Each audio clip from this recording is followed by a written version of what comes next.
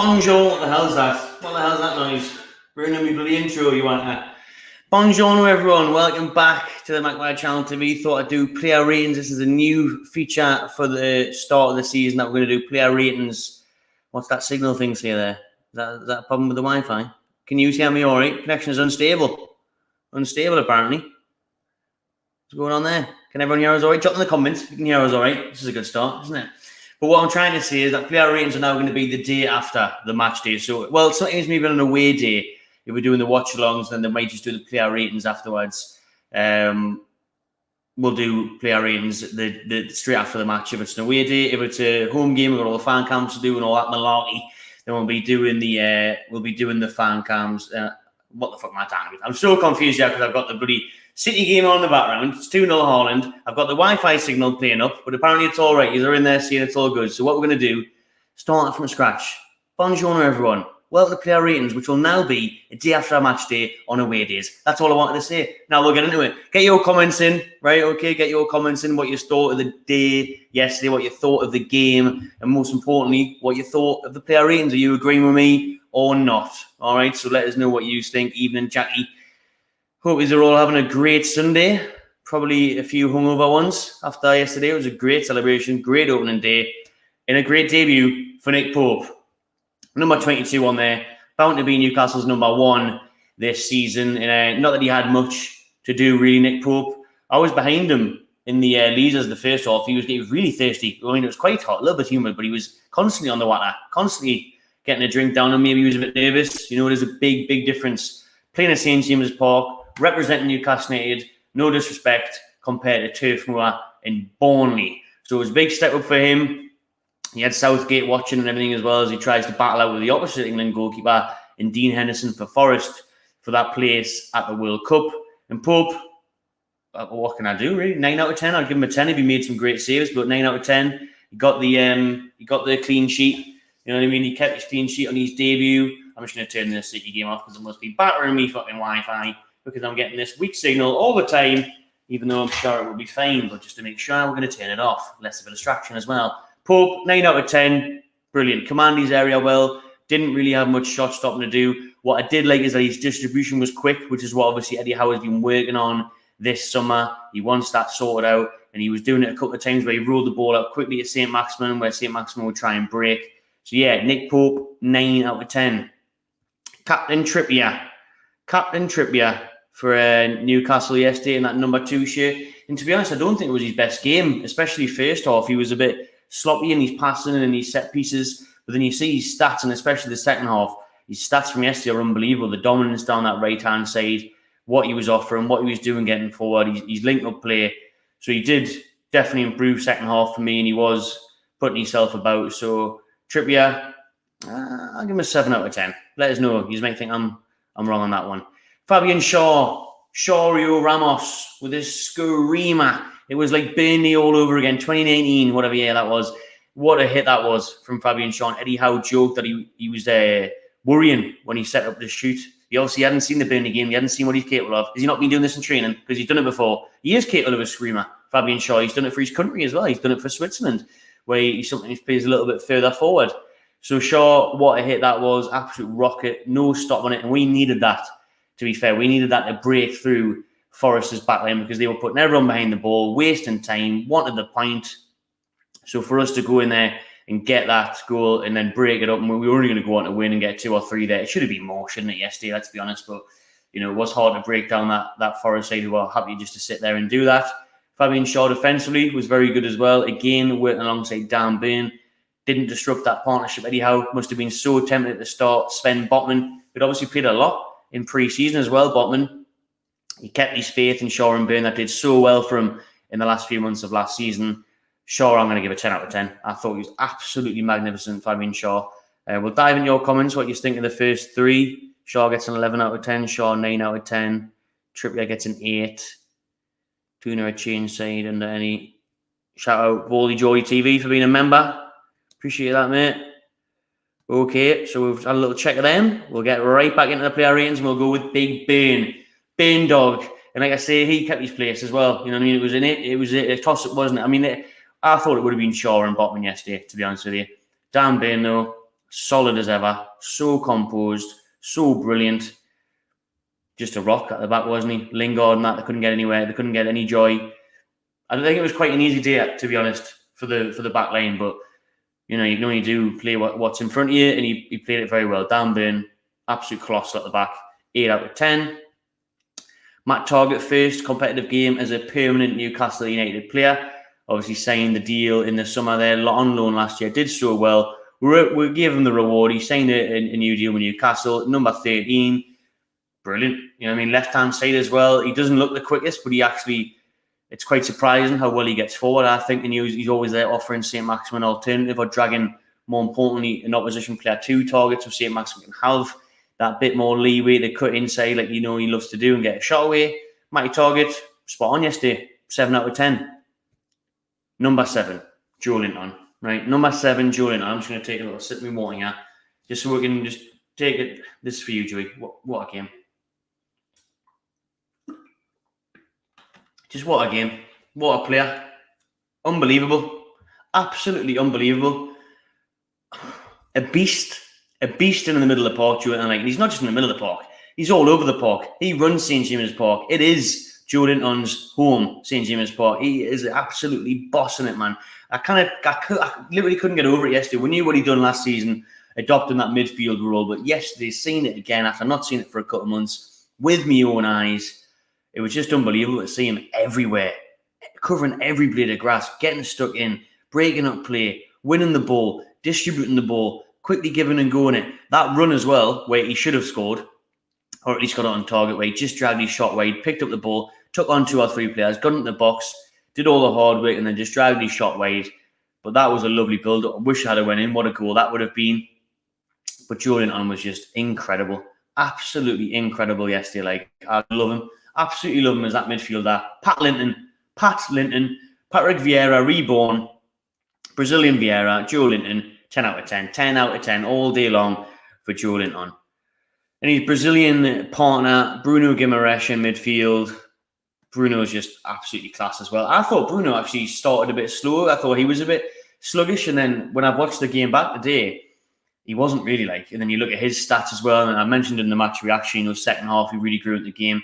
But to be honest, I probably got that one wrong. I think for the whole game, he was just absolutely brilliant again. Really, really good, really top class from Bruno. We're so lucky to have him. He is a massive, massive baller. I said at the time of signing him, he was the best signing in that window. I said back in January, he could play for anybody. I said that at the time. I said, I don't know how we managed to get Bruno when we're in a relegation battle. He could literally play. I think he could play for Man City and Liverpool. I really do. And that's starting to become evident now. He's doing it week in, week out. He's just a different gravy, different class, world class player. I'm telling you, he really truly is. He's a joy to watch. He's so good on the ball. He's so clever with what he does. He's always looking and moving, and he's just amazing. Bruno, 10 out of 10. Well, did I give him a 10? I give Joelinton a 10. I'm going to give him a 9 out of 10. Yeah, let us know. Joe Willock as well, though. Joe Willock in midfield alongside those. I thought Willock was fantastic. Really, really fantastic yesterday, Willock. And I mentioned in a pre-season video, I think he's going to have a great year if he gets a chance to play, which he probably will if it's looking like we won't see him or Madison. Well, Madison might be further forward, but Willock is stating a claim. Willock's putting himself out there, look, we don't need to sign another midfielder. You signed me last year. That was the only signing we did make. Remember, 20-odd million for Willock under Mike Ashley last summer. But injuries and stuff last year, couldn't really get going in the team, couldn't get a consistent flow in the team. Now he hopefully can, because yesterday was a very good performance from him. I thought he battled hard. He got forward well. He should have done better in final third. I think he had 2 very good chances actually, and they were on target, but they were just tame. Not enough power behind the shots from Joe Willock yesterday. But he was getting in good positions. He was getting in good areas. It looks like his endurance and his energy's been worked on over pre-season. He's really got himself up to scratch and up to speed. That was a big difference throughout the squad yesterday, though, wasn't it? The fitness levels, man. The fitness levels of these players compared. I remember West Ham, the opening game of last season, lifting. The opening months of last season, we're all knackered and shake because Brucey were just having days off and feeding them Kentucky Fried Chicken on the weekend. It didn't really matter. You know what I mean? Popcorn chicken in the dressing room. It's not going to work. Didn't work. Willock yesterday, class. Up to speed, up to scratch. I'll give him a good 8 out of 10 for Joe Willock. Let's just jump. Actually, before we get into Saint-Maximin, we've done a few players there. So what I'm going to do is I'll do a few players and get into a few comments. And then I'll get into the other comments at the end of the video. Target got an 8, Joelinton on 10, Joelinton on 9. 9.5. I always go for whole numbers on the my channel. But if you want to give him 9.5, you do the point. I mean, it's your shout. 10 for Bruno. Brazilian Vieira, channel 10 out of 10. Any other related questions that aren't the player ratings? So get your player ratings in now, and then I'll go back to other questions and comments at the end of the video to have a crack with you lot before we tune off. Right then. So we'll dive back into it. Now we'll go to the forward line, the forward three. Allan Saint-Maximin, 10 out of 10 for dishing out watches, Rolexes before the game. But, you know what I mean? I have to mention it. I mentioned it. I think it was the Hugo ticket deal, but that fell through.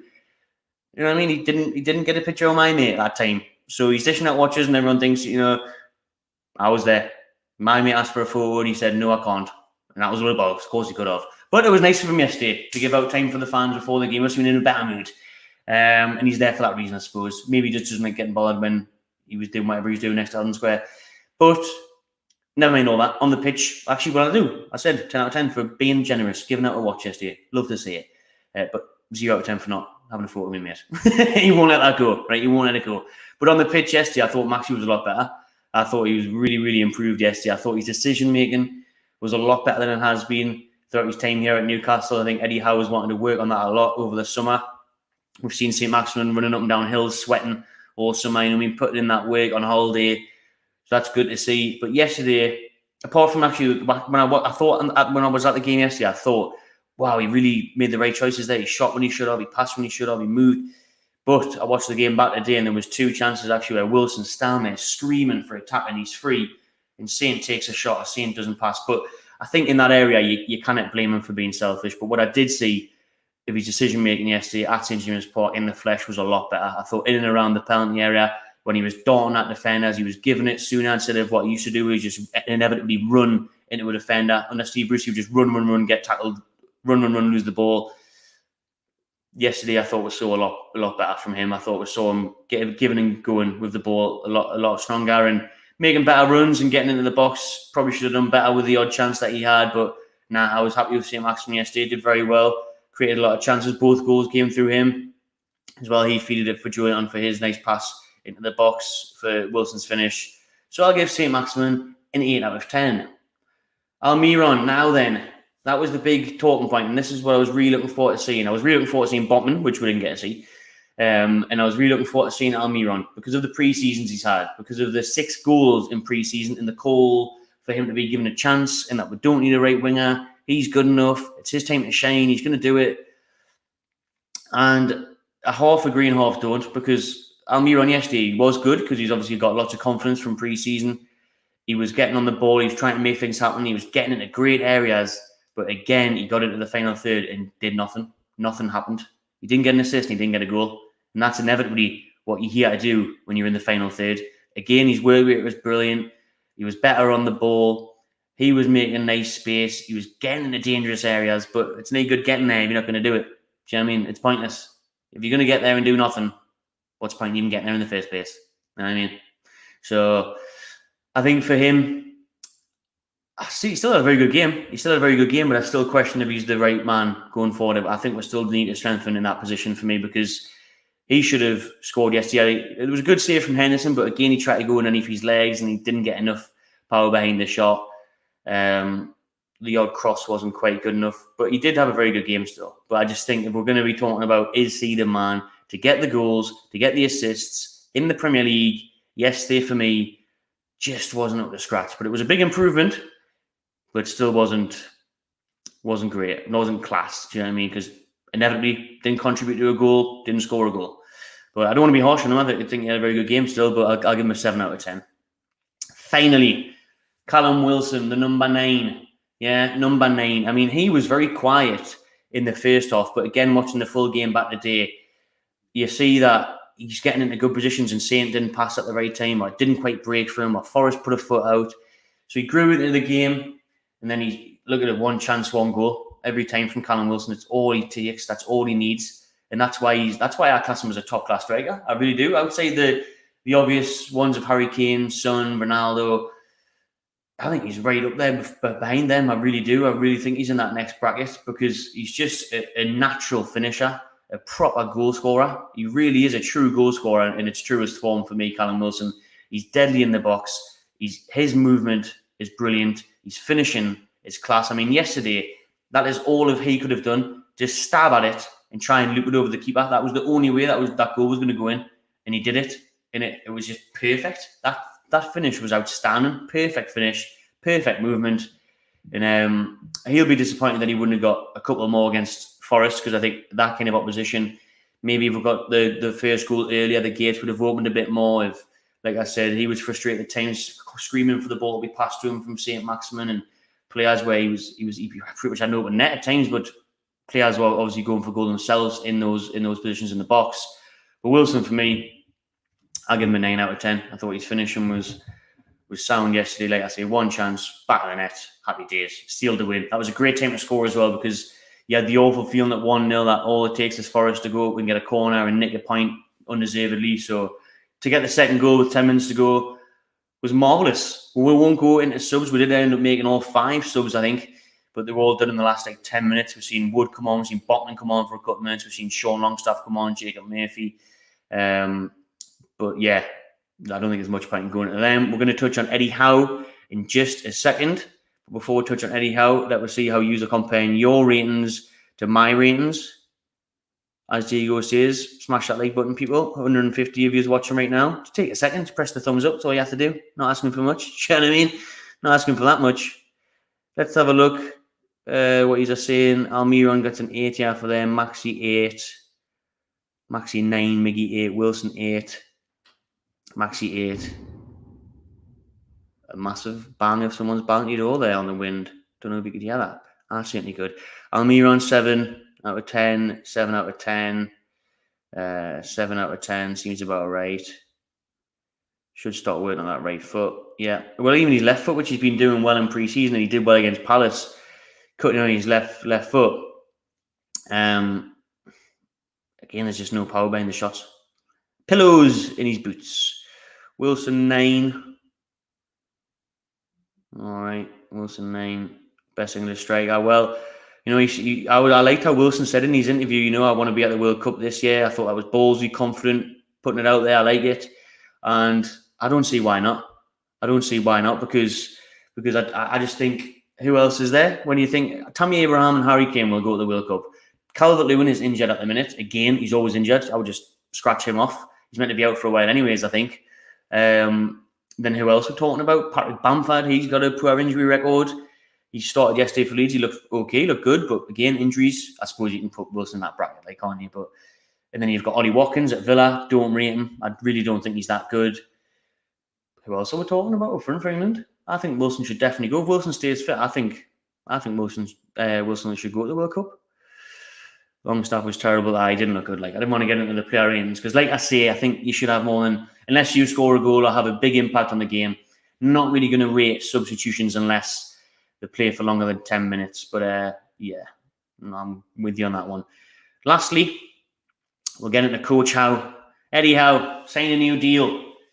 On Friday, on the eve of the game, he signed that new deal. And he nailed it yesterday. Perfect. Perfect from Eddie Howe. 10 out of 10. 2-0, 3 points, clean sheet, happy days. Botman not starting was definitely an eyebrow raiser, especially I was in the pub at the time and everyone was like, bloody hell, what is going on? Yeah, Botman's not starting. He's been playing pre-season. He's 35 million. Why is he not playing? At first, we thought that he was out of this matchday squad, but then Newcastle, it was Keith Downey, I think, reported that he was out of the squad. And then Newcastle released the team sheet saying that he was on the bench, and he did come on for the last couple of minutes. But I think he's just doing, I had to remind people in the pub, I think he's just doing what he did with Bruno Guimaraes. I think Eddie Howe's just easing Sven Botman in, like he eased Bruno in. This was a bit different though, because obviously Botman's had pre-season and he's had all of it with us pretty much. So he's been playing a lot of games. So I thought that was a bit strange, but I think he's just thought, you know, it's Forest at home. We did brilliant last year, this defence, Burn and Schar. I'm not going to drop them. And I kind of rate that in a way. Why fix something if it's not broken? Why change it? Why mix things up? I think you'll see Botman probably come in, maybe I was going to say Man City at home, but that would be harsh, and I wouldn't chucking Haaland at him. straight away would be harsh. But you will see him in the next few weeks, I would imagine, and then he will get bedded in. He will be starting for Newcastle for a long time, I'd imagine. But for now, he played Botman and Schar. We kept a clean sheet. It worked. He gave Nick Pope his debut. Clean sheet. It worked. Callum Wilson up top scored a goal. It worked. Not using to stop Chris Wood. In midfield, he went with Willock instead of Sean or Ellie Anderson or, well, Shelby's injured, so he had to do that. So, yeah, I think he nailed it, Eddie Howe. That 4-3-3 formation worked well again. Everyone was pressing, trying hard. The fitness levels were up, so you've got to credit him and the staff in the background there for getting them levels up over pre-season and the plans that they gave the players when they went on holiday. Eddie Howe and his coaching team gave out designated plans to the players for over the summer to keep on top of the diet and the fitness. So this meticulous work, this, everything that goes into what Eddie Howe's doing here, non-stop workaholic, you can see it paying off. So well done. Well done, Eddie Howe. I'm going to give him a 10 out of 10. Got the win. And we'll start this pre-season off. We'll start this official season off with a win. 1 game, 1 win. It didn't take until December again. Like Callum Wilson said in his interview, got to be a 10 for Eddie. Get your comments in. We'll have a bit of crack before I leave. We've got a few more minutes. Any questions, any topics you want to talk about, chuck them in there and we'll discuss them quickly before we leave. What's Aaron seeing there?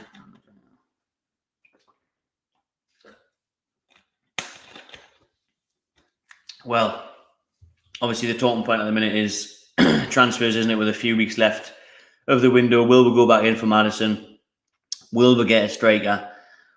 Do we go in for a winger? Will Paqueta ever sign for Newcastle? Are we really going to go into him? I think we'll definitely make 1 or 2 more signs. Eddie Howe said he wants 1 or 2 more. The club are working hard behind the scenes to get 1 or 2 more. Let's just hope we are going to put up the money for them and make it. They're going to make a difference. I do think that we missed out on Cornet. I think that was a good deal at a cheap price that West Ham got him at 17 million. But we do need that backup striker because Wilson will get injured. He will miss games. We can't rely on Chris Wood. We need another striker to compete with Wilson, which he said himself would be nice to let him evolve and give him a kick up the arse. So we need a striker. But for me yesterday, like I said, Almiron's end product. I still think we need a right winger. The dream would be Diaby. We're not going to pay that money for him. I don't think we'll pay the money for Jack Harrison. I don't think he's worth that money anyways. That's why when you look around, you look at the targets, do we then go in for like a Dennis from Watford, a Schar from Watford? Both of them would be decent, I think. Both had good seasons last year. It'll probably be a name completely out of the blue, like Sesko when he came out of the blue, wasn't it? But apparently his agent are deciding where to go now. They've had offers from Newcastle United, Manchester United and Leipzig. So they're choosing where they're going to go. But apparently, Salzburg are in no hurry to sell. So they might agree a deal and then sell him next year, keep him for a year. So we'll wait. I don't think Benjamin Sesko will come to Newcastle, to be honest with you. No, Dubravka won't play. I think Dubravka will leave this window. Leicester obviously linked with him. We could do that as part of the Maddison deal. I think Dubravka will leave because Nick Pope is our goalkeeper. Nick Pope is our number 1.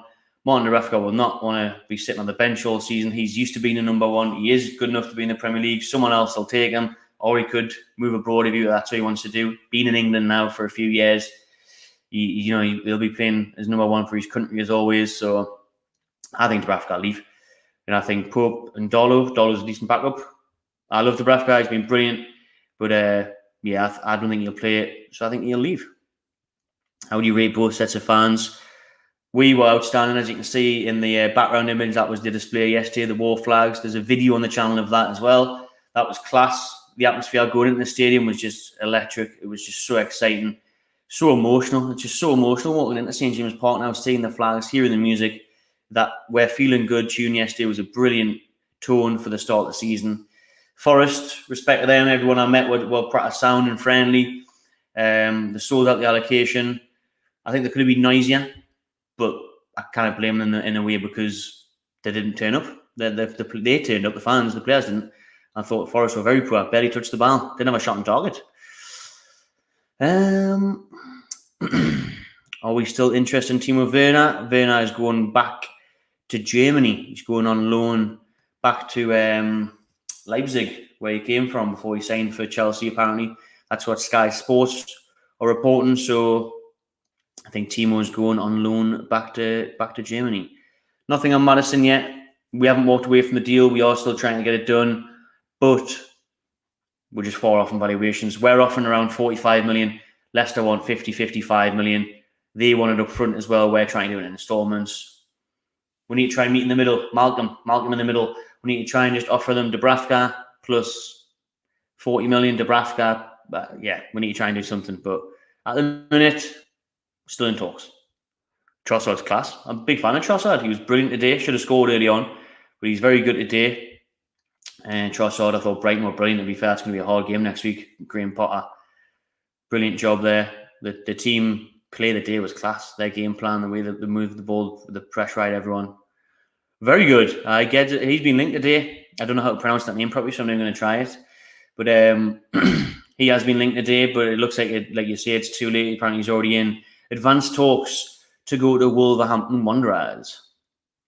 I just briefly touched on that, but Brighton next week, I think it will be a very tough game. I think Brighton, the playing style of Brighton, Graham Potter, like I said, I watched the full game today against Manchester United, thoroughly deserved their win. They were class from the very start. They hunted impacts, they had great energy. Danny Welbeck's like a fine wine. He's 31. I thought he was about 36. He's still got the pace of a 21-year-old. He was brilliant. Trossard, Gross, Caicedo in the middle of the park. You know, Sanchez looked a bit shaky towards the end, the keeper, but he made some good saves in the first half. It's not going to be an easy game, Brighton. So I think that one could be a draw. But we'll get on that as the week goes on. And the previews will be coming. Yeah, either way, Sound Forest fans. No thank you to Ross Barkley. Nah, I can't see that one happening. That's a bit like when we didn't get Dele Alli in January. We know that that's not the type of player that we want. You know, Barkley's had failed loan moves since he's been at Chelsea, failed at Villa, the odd good game, but I just think the character, the form, the fitness, doesn't make sense. Doesn't make sense to get Ross Barkley. I don't think that'll happen. 55 million, which player or two players would you focus on? Good question, Paul. Hard question. See, I'd be tempted to maybe just go get Maddison and then get Broyer on loan. So all on one player and then get Broyer on loan. Or get Schar or Dennis from Watford and Paqueta. If you could do that with those two, you're going to pay 20, 25 for one, 30 for the other. Yeah. Hard question. Good shout, Paqueta or Mitrovic. I would take Mitrovic back. Definitely would.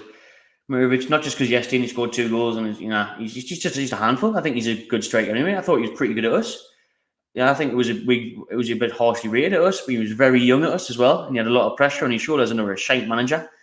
I think he's not Rafa. Rafa just didn't fancy him the style of play, but Steve McLaren is what I was hinting to there when he first signed. But I like Mitrovic. I thought he was a good player. I think he's a very good player now. He's grew up a lot. It's been 5-6 years since he played for us. I think he's a right handful on his day. He's got a goal threat about him. He's aggressive. I like him. Harsh on Miggy. Fair enough. No, we're not going to sign Mitrovic now. He wouldn't leave. He's loved at Fulham. Fulham definitely wouldn't sell him because they would only sell him for ridiculous money. So he's not going to come now. You're right. He was a hothead. He was a bit of a psychopath at us. But he was young at the time. Hothead.